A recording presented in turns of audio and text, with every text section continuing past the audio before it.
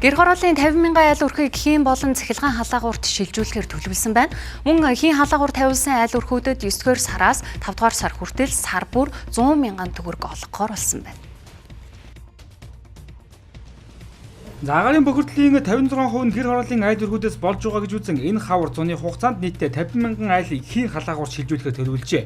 Энэ хүрээнд зөвшөөрсөн айл өрхүүдэд хийн халаалтын зуухыг суурилж аюулгүй ажиллагааны туршилт зааварчилгаануудыг өгөх юм байна.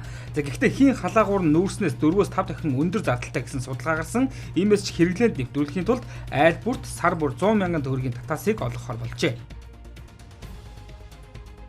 Гол асуудал хэрэглээн дээр аюулгүй байдлын зааварчилгааг холбогдох мэргэжлийн байгууллагууд айл өрхүүдэд өгнө.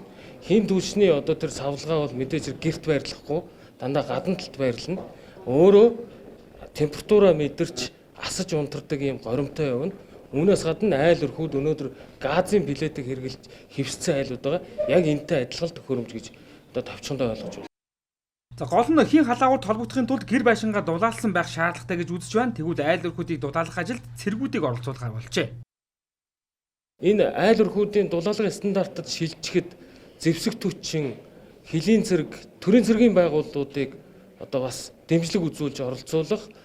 Хороо дүүргээр нь хувааж аваад ажиллахад ямар стандартыг барих юм бэ гэдгийг гаргана. Өөрөөр хэлбэл дулаалгатай гэр стандарт гэдгийг гаргана. Зэйхүү эх 9-р сараас өмнө 50,000 айлын гэр байшин дулаалгах нүсэр ажил нийслэл өрнөхөр болж байна. Харин үүнд цэргийн албан хаагчид татан оролцуулгаас гадна төрийн бүхий л байгууллагууд гэр хороолд амьдардаг албан хаагчдын гэр байшинг дулаалгах ажлыг хийх юм байна.